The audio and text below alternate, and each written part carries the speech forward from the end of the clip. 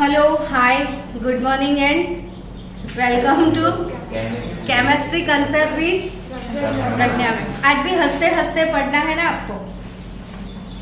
क्या पढ़ना है वो पता है? क्या पढ़ना है? Electronic configuration. उसके टूवर्ड्स हम लोग जा रहे थे, है ना। मैंने अब तक आपको क्या क्या सिखाया है वो याद कर लो। चलो पहले, अबे नीचे क्यों देख रहे हो? तो अभी ड्रॉ करके दिखाया मैंने क्या सिखाया है। मैंने अब तक क्या क्या सिखाया है बच्चों, वो बोलना है सिर्फ। ऑर्बिट्स और ऑर्बिटल्स और एटम जो होता है वो स्फेरिकल होता है, उतना तो सिखा दिया। और वो होलोस्फीयर है, अंदर सब खाली खाली है। फिर वो स्फीयर के अंदर एक छोटी सी हार्ड स्फीयर है जिसे हम क्या बोलते हैं? न्यूक्लियस। यानी बड़े से बॉल के अंदर एक छोटू सा बॉल जिसे क्या बोलते हैं हम? न्यूक्लियस। न्यूक्लियस में क्या है? न्यूक्लियॉन्स है। न्यूक्लियॉन्स किसको बोलते हैं? हाँ, नंबर ऑफ न्यूट्रॉन, यानी proton and neutrons collectively known as nucleons. फिर न्यूक्लियस के अंदर दो पार्टिकल है, कौन कौन से दो? न्यूक्लियस के अंदर दो पार्टिकल कौन कौन से? Proton and neutron. Number of proton and neutron को मास भी बोलते हैं ना। न्यूक्लियस के सराउंडिंग्स में क्या है?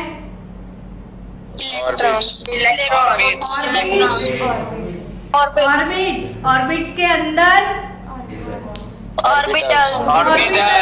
ऑर्बिटल्स के अंदर सब ऑर्बिटल्स के अंदर इलेक्ट्रॉन। ओके, फिर वो मॉडल ड्रॉ करना सीख गए आप कल वाला वीडियो देख के। यानी कल जो मैंने एक्स्ट्रा वीडियो सेंड किया था, इसमें मैंने आपको भेजा था शेप ऑफ ऑर्बिटल्स। कौन सा वीडियो मैंने सेंड किया था? Shape of orbitals, S orbital. मुझे आज ये बताओ, एस ऑर्बिटल जो है वो उसके सब ऑर्बिटल्स कितने हैं? वन है। एस ऑर्बिटल के सब ऑर्बिटल कितने हैं? वन। देखो, इस बार सैटरडे को जो मैं टेस्ट लेने वाली हूँ, फिर से बता दूं आपको कि उसमें आपको पूरा पीरियोडिक टेबल लर्न करना है विथ इलेक्ट्रॉनिक कॉन्फ़िगरेशन। क्या लर्न करना है? Periodic table with electronic configuration. और जो टेस्ट होगा आपका, वो जो पेपर है मैं आपको आपके पेरेंट्स को दिखाऊंगी। सीधा पेपर किसको मिलेगा? आपके पेरेंट्स को। यानी मेरे सामने तीनों बच्चे बैठे हैं। मुझे यहाँ तक पता है कि आप लोगों ने कल वाला वीडियो नहीं देखा है। देखा होता तो आप बोलते कि सब ऑर्बिटल्स का शेप क्या है। एस ऑर्बिटल कितने टाइप के हैं? देखा होता तो बोलते ना। एस ऑर्बिटल कितने टाइप के हैं बताओ, चलो।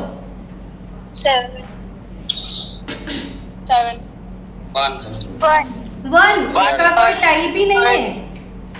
तो एस ऑर्बिटल सिर्फ एक ही टाइप का है, उसके कोई सब ऑर्बिटल्स है नहीं। अच्छा, पी के बताओ। पी ऑर्बिटल 3 कौन कौन से? आप बोलना मत कोई भी। चलो बताओ। आप लोगों ने वीडियो देखा है ना, तो फेंके चसू करवा। चलो, पी ऑर्बिटल्स के सब ऑर्बिटल्स कितने हैं वो बताओ।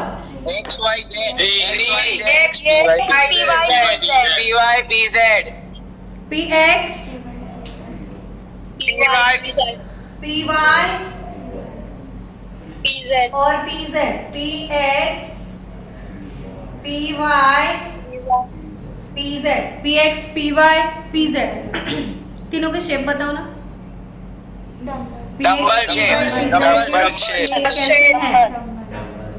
तो डम्बेल शेप है। कैसे शेप है? Dumbbell shape. P X, P Y, P Z तीनों का एनर्जी लेवल कैसा है वो बताओ। जनरेटिंग ऑर्बिटल तीनों में सेम है। जनरेटिंग ऑर्बिटल कहते हैं उनको। यानी जितने लोगों ने देखा है वो अच्छे से रिस्पॉन्स दे रहे हैं। तो px, py, pz तीनों का एनर्जी लेवल सेम होता है। ओके, तीनों का एनर्जी लेवल सेम होता है। कॉन्फ़िगरेशन अच्छे से पढ़ना है तो आपको छोटी छोटी चीजों पे ध्यान देना है। तो तीनों का एनर्जी लेवल कैसा होगा? सेम होगा। तीनों का एनर्जी लेवल कैसा होगा? सेम होगा, है ना। तो अगर तीनों का एनर्जी लेवल सेम है तो तीनों ऑर्बिटल्स को क्या बोलते हैं? Degenerating orbital. Degenerate orbital. So बच्चों, p orbital has 3 suborbitals, px, py, pz, and px, py, pz are degenerate orbitals. px, py, pz are called degenerate. और degenerate किसको बोलते हैं? जिनका एनर्जी लेवल सेम होता है। सेम होता है। अच्छा, d ऑर्बिटल के बारे में बताओ। Pi suborbital, double dumbbell shape.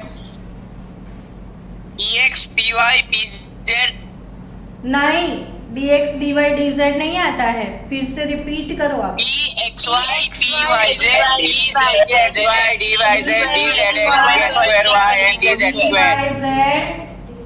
dzx, dx square minus y square, dz square, है ना। dxy, dyz, dzx, dx square minus y square and dz square. Done. तो ये 5 डीजेनरेट ऑर्बिटल्स है d के। तो इसमें मैंने सिखाया होगा बच्चों की शेप डबल डम्बेल है, लेकिन ऐसा कौन सा d ऑर्बिटल है जो dz square. बहुत अच्छे से वीडियो देखा है, बहुत अच्छे से। कौन किसने आंसर दिया? मैं मोहम्मद वोरा। मैं मोहम्मद वोरा। ओके, तो ये जो d के 5 सब ऑर्बिटल्स हैं डीजेनरेट, इसमें dz स्क्वायर खाली कैसा है? सिंगल डम्बल, मतलब सिंगल एक ही डम्बल शेप। बाकी सारे कैसे हैं? Double dumbbell shape. फिर एस पे डी के बाद क्या आता है?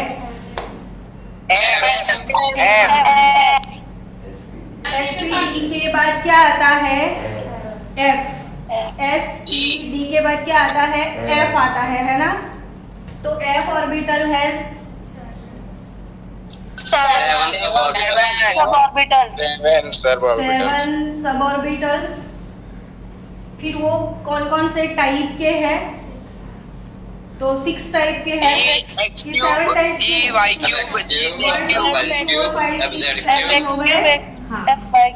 वीडियो में एफ ऑर्बिटल्स का शेप मैंने नहीं दिया होगा क्योंकि हमारे सिलेबस में यहाँ तक है। फिर एफ ऑर्बिटल के कितने सब ऑर्बिटल्स है सिर्फ उतना ही याद रखना है, ठीक है। पर मान लो बच्चों एस 1, पी के 3, डी के लिए 5 और एफ के लिए 7, 1 3 5 7, ठीक है। अब मुझे ये बताओ कि ये कोई भी एक सब ऑर्बिटल है, उसमें कितने इलेक्ट्रॉन अकोमोडेट हो सकते हैं? 2 इलेक्ट्रॉन्स। 2 इलेक्ट्रॉन्स, वो भी सिखाया था उसमें वीडियो में। लेकिन आगे वाले वीडियो में था, 6 वीडियोस में। आगे पहले भी मैंने इलेक्ट्रॉनिक कॉन्फ़िगरेशन के 6 वीडियोस आपको दिए थे। तो कोई भी एक सब ऑर्बिटल होता है ना, उसकी maximum electron accommodation capacity just 2 होती है। यानी देखो ये वाला हॉल है, ये वाले हॉल में 2 फैन लगे हुए हैं, ठीक है। तो मतलब क्या हुआ कि 2 इलेक्ट्रॉन है। अब अगर ये एक बॉक्स में मुझे 2 इलेक्ट्रॉन्स एक ही बॉक्स में, एक ही ऑर्बिटल्स में अगर मैंने 2 इलेक्ट्रॉन अकोमोडेट किए हैं तो वो मुझे ऐसे लिखना होता है। अब ऐसे मतलब up spin and down spin. Yes, तो ऐसे मैंने लिखा है, मतलब ये अप स्पिन है और ये वाला क्या है, डाउन स्पिन। डाउन स्पिन है। तो अब अप स्पिन और डाउन स्पिन को थोड़ा एक्सप्लेन करते हैं। आपने सोलर सिस्टम के बारे में पढ़ा होगा ना, बीच में yes, सन होता है ना, मैम। सन के आजू बाजू क्या होते हैं, प्लैनेट प्लैनेट्स। प्लैनेट्स लेकिन प्लैनेट्स अपनी अपनी ऑर्बिट में होते हैं ना। यस यस हाँ। Yes ma'am. तो सन के आजू बाजू में एक ऐसा प्लेनेट है जिसके ऊपर आप रहते हो, वो कौन सा, अर्थ तो अर्थ के रोटेशन के बारे में आप जानते होंगे कि अर्थ सन के सराउंडिंग्स में कैसे मूव ऑन करता है, वो बताओ।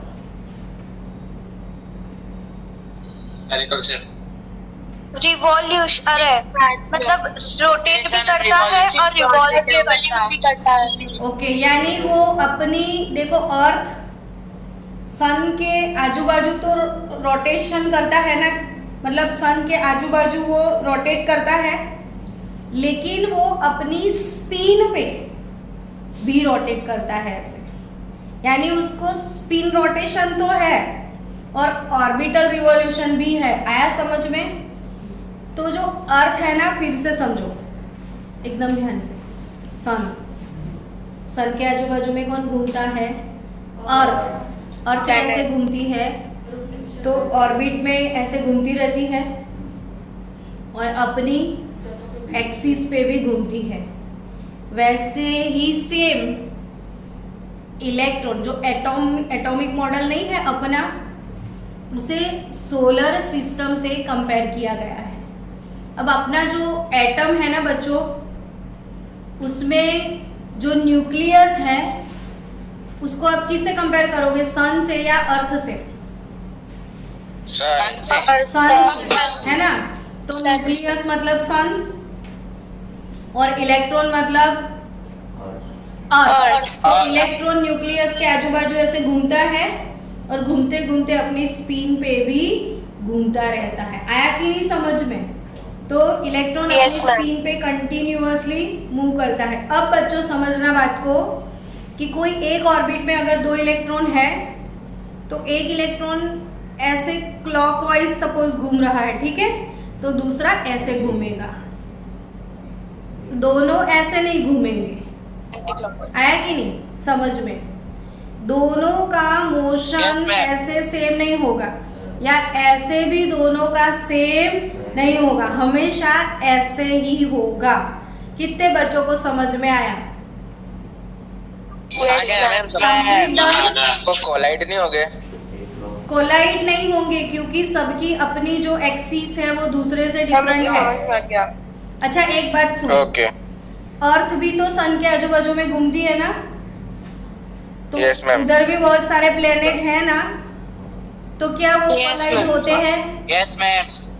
नो नो हम मैम। कभी किसी और प्लेनेट के साथ कॉलिशन करके आए कभी?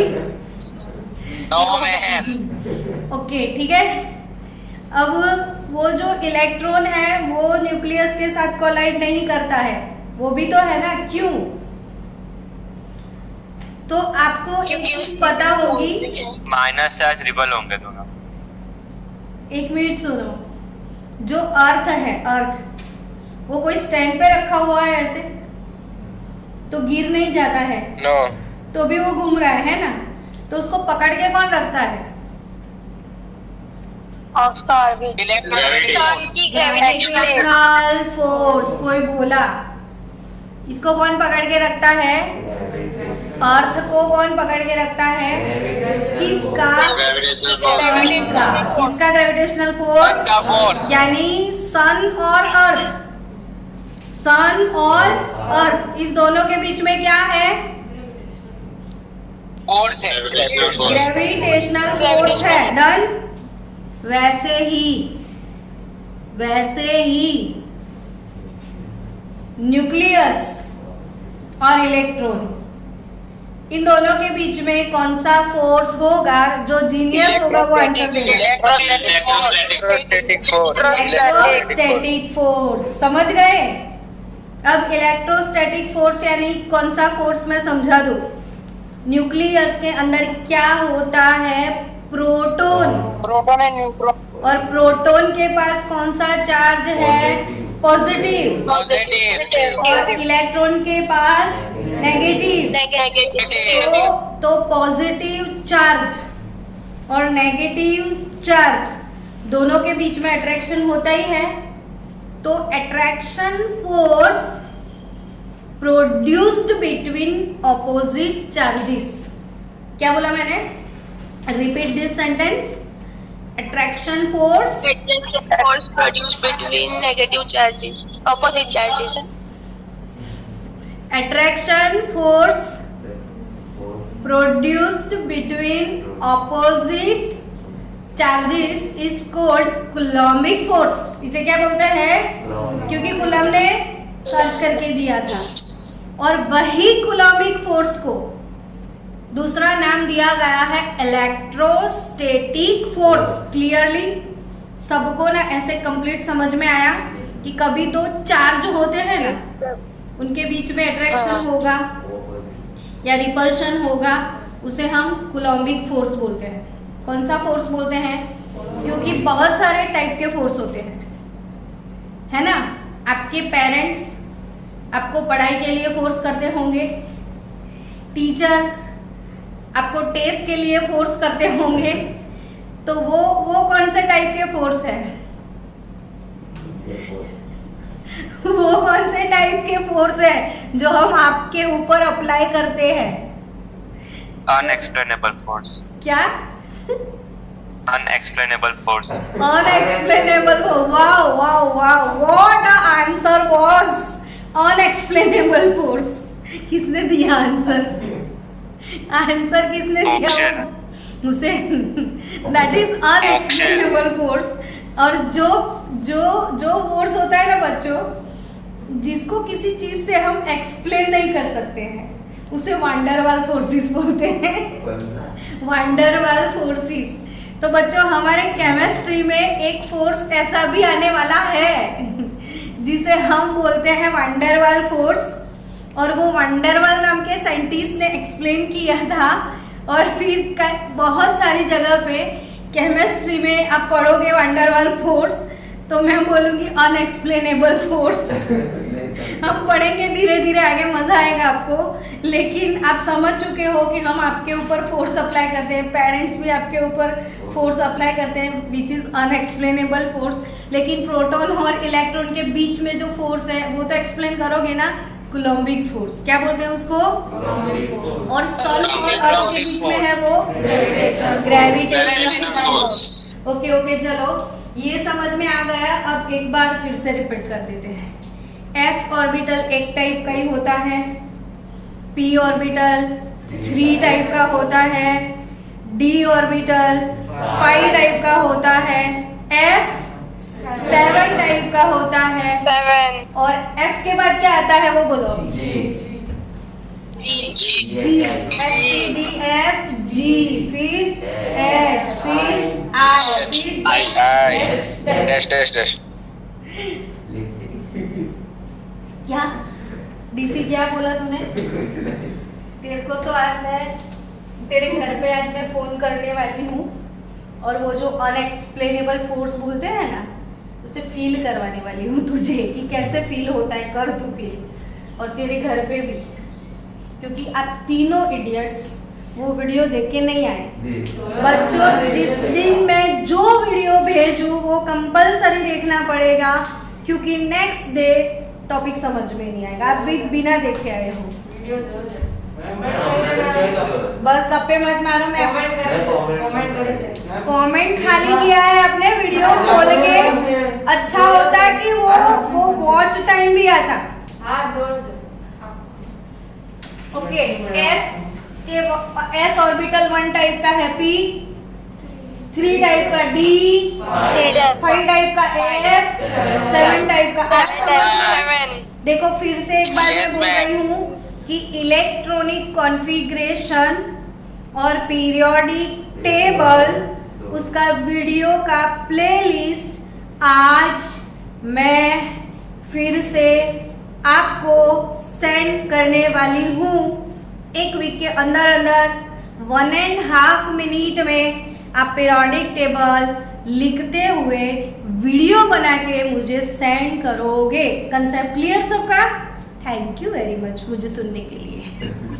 चलो, एस ऑर्बिटल 1 टाइप का, पी ऑर्बिटल 3 टाइप का, डी ऑर्बिटल 5 टाइप का, एफ ऑर्बिटल 7 टाइप का। डन। कोई एक सब ऑर्बिटल में कितने इलेक्ट्रॉन आ सकते हैं वो बताओ। Infinitely 2 many। सरदार, 2। एक में 2 आएंगे, एक अप होगा तो दूसरा अप स्पिन का मतलब बताओ। Down। क्लॉकवाइज डायरेक्शन में स्पिन कर। Yes, direction. अगर कोई एक क्लॉकवाइज है तो दूसरा एंटी क्लॉकवाइज होगा। Anti-clockwise। यानी एस ऑर्बिटल की, अब मैं अच्छे से लिख दूं कि ये sub orbital, types of sub orbital है, टाइप्स ऑफ सब ऑर्बिटल्स है ये। और electron accommodation capacity, maximum electron accommodation capacity. आपको क्या लगता है कोई भी एस ऑर्बिटल होगा तो उसमें कितने इलेक्ट्रॉन होंगे? एस ऑर्बिटल में कितने इलेक्ट्रॉन होंगे? हाँ, 2। 2। करता क्यों है 2? एस में 2 होंगे ना, यानी मैंने 1s2 लिखा, कभी 2s2 ऐसे लिख दिया, कभी 3s2 ऐसे लिख दिया, तो मैं लिख सकती हूँ।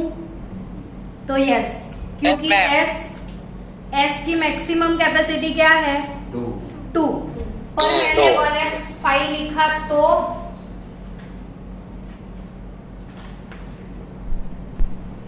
चलो, लास्ट में हम ये बोल रहे थे बच्चों कि मैं 1s1 लिख सकती हूँ, है ना।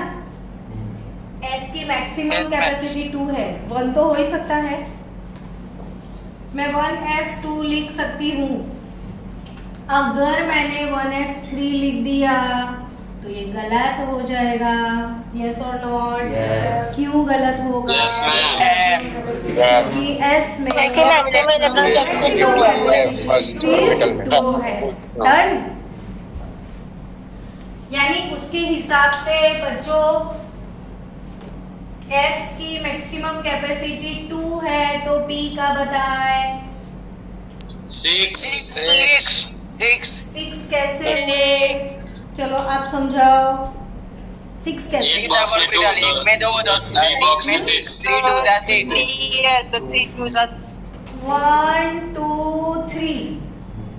जब भी आप इस बॉक्सेस में इलेक्ट्रॉन फिल करोगे ना, तो अगर इसमें एक अपने इलेक्ट्रॉन अप पोजीशन में डाला तो दूसरा डाउन में इधर अभी नहीं जाएगा, दूसरा इधर आएगा, तीसरा इधर आएगा। आया समझ में?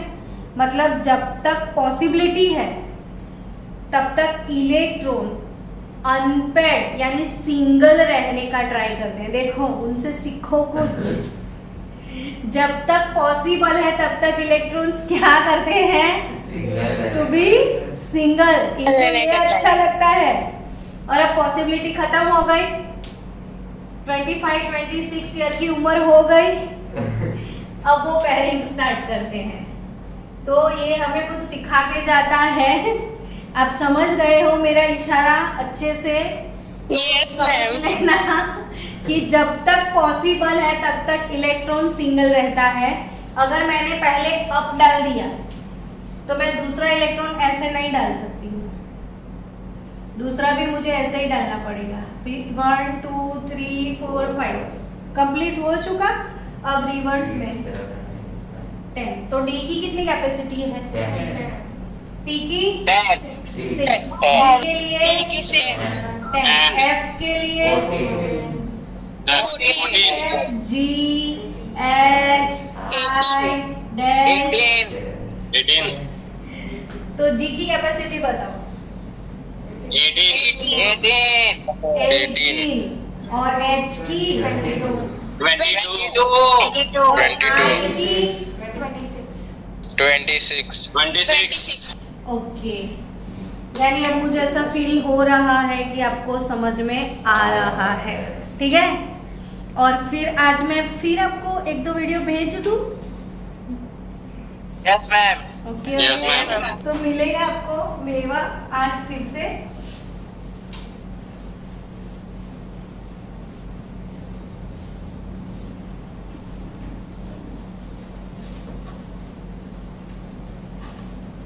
चलो अब आपको एक चीज जो इम्पोर्टेंट है वो पता चल गई।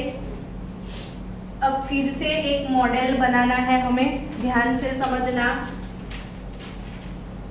ये है हमारा नन्हा सा मुन्ना सा प्यारा सा न्यूक्लियस। नन्हा मुन्ना एन से स्टार्ट होता है।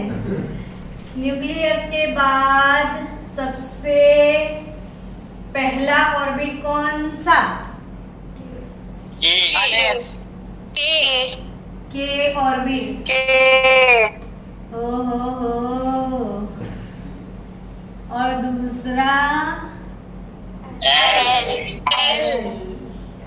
L, और तीसरा M, एम और चौथा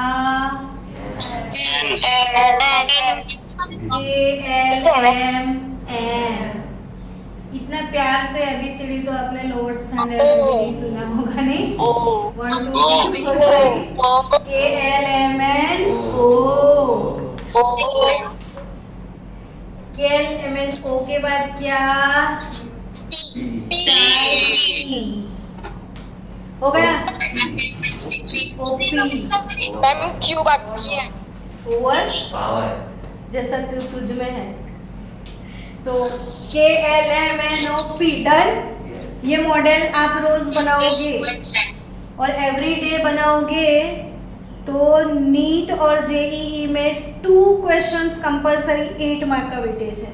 और मैं इसके लिए मेहनत कर रही हूँ। जितना इलेक्ट्रॉनिक कॉन्फ़िगरेशन पावरफुल केमिस्ट्री का बिल्डिंग उतना ही ऊंचा बनेगा आपका। यानी आपने 200 फ्लोर बना लिए ना, फिर भी बिल्डिंग नहीं गिरेगा। तो आपको अच्छा मजबूत बिल्डिंग बनाना है तो क्या आपको फिर अच्छे से बनाना पड़ेगा उसका बेस। और ये जो बेस है वो रोज बनाओ और अच्छे से कलरफुल बना के मुझे डिजाइन भेजो। अब ये सारे ऑर्बिट ये तो माइंड में फिक्स हो चुका सबका। अब ऑर्बिट के अंदर क्या है? ऑर्बिटल। अब ध्यान से सुनना। फर्स्ट ऑर्बिट होगा ना, इसमें सिर्फ एक ही टाइप का ऑर्बिटल होगा। और सेकेंड ऑर्बिट में 2 टाइप। 2 टाइप। और थर्ड ऑर्बिट में 3 टाइप। और फोर्थ में बाकी का तो पता चलेगा, टाइप बोल रही हूँ। तो फर्स्ट ऑर्बिट में सिर्फ एक ही टाइप होगा। वो टाइप क्या होगा? और एस को लेबल दिया जाएगा। ये 1 नंबर का एस है, मतलब ये अपनी ही खेत की मूली है। अब दूसरे खेत की मूली को 2 लिखा जाएगा। 2SP। 2SP। फिर ये 3S 3D। 3D। यानी क्या समझे कि D 3 नंबर से स्टार्ट होता है। D मैम ये इसका माइक चालू है। क्या मैम कोई का माइक चालू था। हाँ okay. 1S 2S 2P 3S 3P 3D है। चलो 4S 4S 4B 4D 4A 4F 5S 5P, 5G आपको समझ में आ जाएगा। डन। अब बाय चांस ये वाला एटम मान लो ऑक्सीजन का है, किसका? अब बताओ ना ऑक्सीजन का नंबर क्या है? 8 नंबर है ना ऑक्सीजन का। क्या नंबर है ऑक्सीजन का? 8। तो इसमें 8 इलेक्ट्रॉन होंगे, यस और नॉट? ऑक्सीजन का Yes, है, तो उसमें कितने इलेक्ट्रॉन्स होंगे? 8। तो वो 8 इलेक्ट्रॉन का डिस्ट्रीब्यूशन क्या होगा? 8 इलेक्ट्रॉन का डिस्ट्रीब्यूशन क्या होगा वो समझना है। अब 8 इलेक्ट्रॉन का डिस्ट्रीब्यूशन समझने के लिए इलेक्ट्रॉन डिस्ट्रीब्यूशंस के आपको रूल्स सीखने पड़ेंगे। कोई भी काम करने से पहले उसके रूल्स फॉलो करने होते हैं ना। क्या आप लोग जानते हो इलेक्ट्रॉन डिस्ट्रीब्यूशन के रूल कौन कौन से हैं? नहीं जानते हो तो एक है आउफबाउ रूल। कौन सा? Aufbau, AUFBAU, Aufbau rule, Aufbau principle. Second Hund's principle. Third Pauli exclusion principle. 3 rule है इसके। कितने रूल है? 3। मैंने पहले कितने बोले? 4 बोले? हाँ, कुछ बोला ही नहीं। ओके, तो 3 रूल्स कौन कौन से? Aufbau rule, Hund's rule and Pauli's exclusion principle. अब आप सोचोगे कि ये रूल्स क्या है, तो मैं सोचूंगी कि ये रूल्स का वीडियो है। तो आपको आज क्या मिलेंगे? आउफबाउ, पाउली, हुंड्स रूल के वीडियो मिलने वाले हैं। अब आज आपने नहीं देखा तो कल आपको समझ में नहीं आएगा। कंसेप्ट क्लियर ना सबका? ओके। मैम साइंटिस्ट के नाम है? आउफबाउ साइंटिस्ट का नाम नहीं है। आउफबाउ मीन्स टू बिल्डिंग अप। तो आउफबाउ एक वर्ड है, वो भी मैंने सब कुछ वो वीडियो में एक्सप्लेन किया है, तो अभी इसके लिए टाइम नहीं, हम वो खराब करेंगे। तो वो आज मिलेगा आपको, बहुत मजा आएगा उसमें। सब कुछ मैंने उसमें एक्सप्लेन किया हुआ है। आउफबाउ, पाउली एंड हुंड, तो 3 रूल्स। अब एग्जाम जब बोर्ड का होता है ना, तो मतलब 12th का नहीं 11th का पहले होता था, लेकिन स्कूल एग्जाम होगा तो आपको आउफबाउ, पाउली या हुंड रूल से कोई भी एक क्वेश्चन 100% आएगा। यानी तीनों रूल आपको अच्छे से प्रिपेयर करने हैं और तीनों रूल के रिगार्डिंग क्वेश्चंस कॉम्पिटिटिव लेवल के लिए बहुत ज़्यादा इंपॉर्टेंट है। So don't miss it. Clear? Don't miss it. सब कुछ मिस कर दो, मिस मत करना। ओके, चलो। मैम, हाँ, तो फिर वो 2n स्क्वायर वाला था वो क्या है? तो वो सिखाएंगे ना धीरे धीरे, वो धीरे धीरे सिखाएंगे ना। चलो, तो 1s के बाद 2s 2p, ठीक है। अब Aufbau rule, according to Aufbau rule, electron सबसे पहले लोअर एनर्जी ऑर्बिट में एंटर होता है। क्या बोला मैंने? इलेक्ट्रॉन सबसे पहले किसमें एंटर होता है? Lower energy orbit. और लोअर फुल हो जाए, ध्यान से सुनना, लोअर फुल हो जाए तो इलेक्ट्रॉन कहाँ जाएगा? हायर एनर्जी ऑर्बिट में। सो इलेक्ट्रॉन सबसे पहले किस में एंटर होता है? Lower orbit. लोअर में। और लोअर फुल हो गया तो हायर में। तो फिर आपको जितनी भी ऑर्बिट्स है उसका एनर्जी ऑर्डर पता होना चाहिए। समझ गए? तो एक ट्रिक मैं सिखाने जा रही हूँ एनर्जी ऑर्डर के लिए।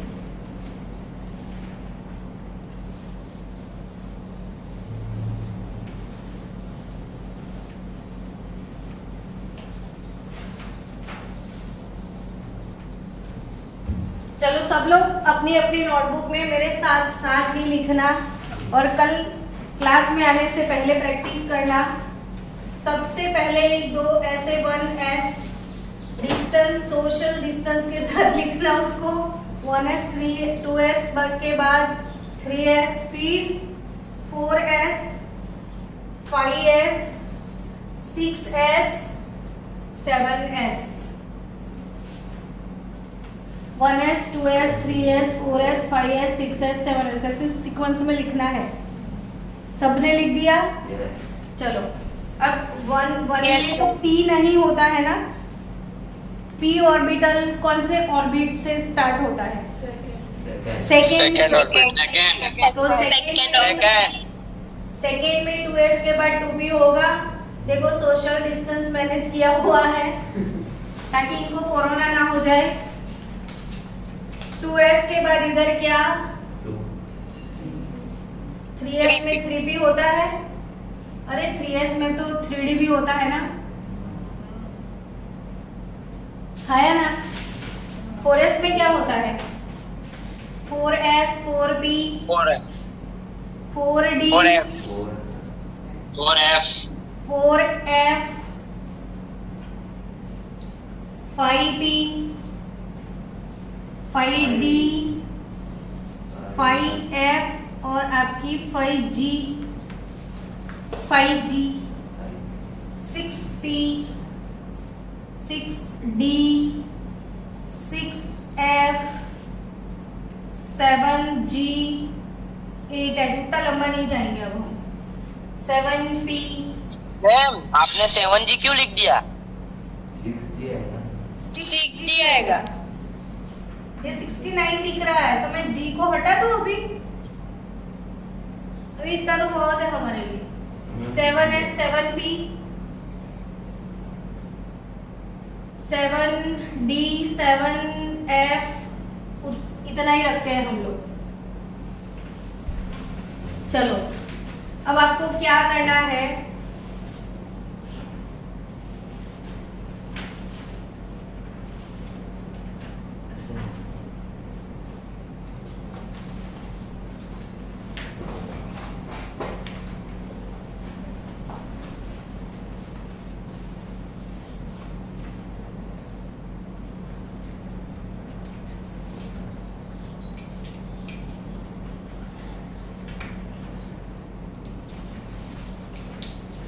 आया समझ में? बस ऐसे कट कर दो। मैंने यहां से लिया ताकि मेरा कंप्लीटली सेट हो गया। अब समझो कि गाड़ी हमारी ट्रेन जो है इधर से ऐसे चलती है।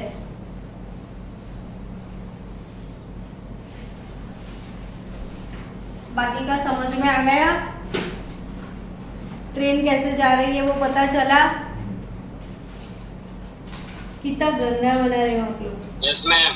खाली ऐसे लाइन बना दो, नहीं वो ऐसा नहीं हो रहा है तो। चलो देखो अब इसका मतलब ये हुआ हमारी ट्रेन प्लेटफॉर्म नंबर 1 से जा रही है 1s लेस देन, यानी 1s से मतलब लोअर एनर्जी ऑर्बिटल 1s हो गया। 1s से ज्यादा एनर्जी वाला कौन? 2s होगा। 2s के बाद कौन होगा? 2p। के बाद 3s के बाद 3p के बाद 4s फिर 3d फिर 4p फिर 5s फिर 4d 5p 5p 6s 4f के बाद कौन आएगा?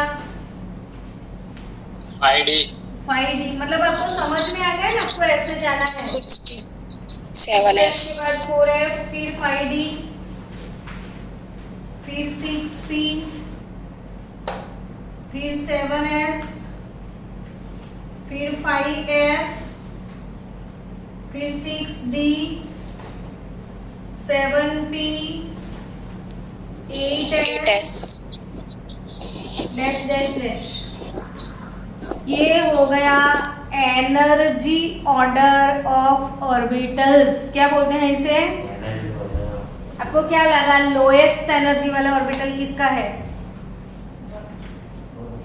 1s 1s से ज्यादा एनर्जी वाला, 2s 2s से ज्यादा एनर्जी वाला, 2p से 2p ज्यादा वाला, 3s से ज्यादा 3s वाला, 3p। समझ गए आप लोग? 3p यानी 4s 1s से ज्यादा 2s का, 2s से ज्यादा 2p का, उससे 3s, फिर उससे आगे 3p। यानी इलेक्ट्रॉन, मैंने क्या बोला, according to aufbau principle electron सबसे पहले किस में एंटर होता है? लोअर एनर्जी ऑर्बिट में। लोअर कौन है अभी? 1s। 1s फुल हो जाएगा तो 2s में जाएगा, 2s फुल हो जाएगा तो 2p में जाएगा, 2p 2p फुल हो जाएगा तो 3s में, 3s हो जाएगा तो 3p में। आई बात समझ में? तो yes ma'am यहाँ तक आज का सेशन हम रखते हैं। कल यहाँ से आगे जाएंगे तो ये वाला ऑर्डर कंप्लीटली आज आपको समझ में आ चुका कि कौन सी ऑर्बिट में कितने इलेक्ट्रॉन अकोमोडेट होने वाले हैं और एनर्जी ऑर्डर क्या है। क्लियर? सो बाय बाय।